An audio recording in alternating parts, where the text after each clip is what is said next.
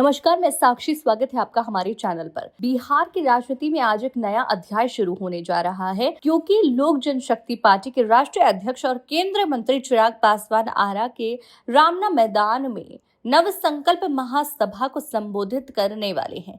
ये रैली न केवल चिराग की सियासी महत्वाकांक्षी राजनीति का प्रतीक है, बल्कि 2025 के बिहार विधानसभा चुनाव से पहले राष्ट्रीय जनतांत्रिक गठबंधन की रणनीति और विपक्षी महागठबंधन की चुनौतियों को भी बताने वाली है। राजनीति के जानकारों की नजर में एनडीए के लिए रैली का महत्व, चिराग पासवान की ये रैली एनडीए के लिए कई मायनों में महत्वपूर्ण है। पहला, ये रैली चिराग को बिहार की सियासत में एक बड़े नेता के रूप में स्थापित करने का मंच है।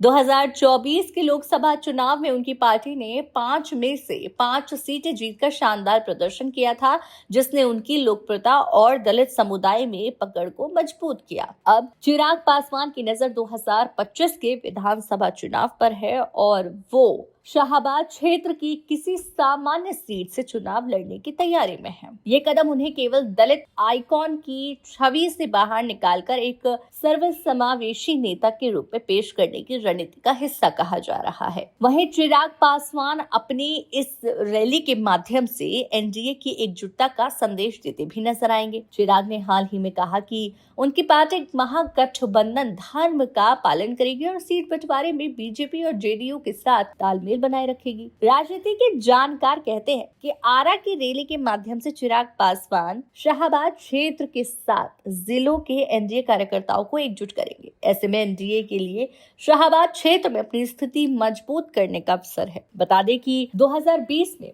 गठबंधन को 22 में से केवल 2 सीटें मिली थी। चिराग पासवान की साफ सुथरी छवि, सभी वर्गों को आकर्षित करने वाला व्यक्तित्व और युवा अपील एनडीए को शहरी और ग्रामीण मतदाताओं, खासकर पासवान समुदाय और अन्य पिछड़ा वर्ग के बीच पैठ बनाने में मदद कर सकती है। चिराग की रैली नीतीश कुमार और बीजेपी के बीच संतुलन बनाने की कोशिश है। सूत्रों के मुताबिक चिराग 40 सीटों पर दावा ठोक रहे हैं, जो एनडीए के भीतर सीट बंटवारे के पेज को बताता है। हालांकि चिराग पासवान ने सार्वजनिक रूप से नीतीश कुमार के नेतृत्व का समर्थन किया है, लेकिन उनकी ये रैली भविष्य में मुख्यमंत्री पद के लिए उनकी महत्वाकांक्षा का संकेत भी देने लगती है। दूसरी ओर चिराग पासवान की ये रैली महागठबंधन के लिए एक बड़ी चुनौती है। दरअसल चिराग का दलित वोट बैंक, खासकर पासवान समुदाय, महागठबंधन के लिए खतरा है। 2020 के चुनाव में महागठबंधन ने 110 सीटें जीती थी।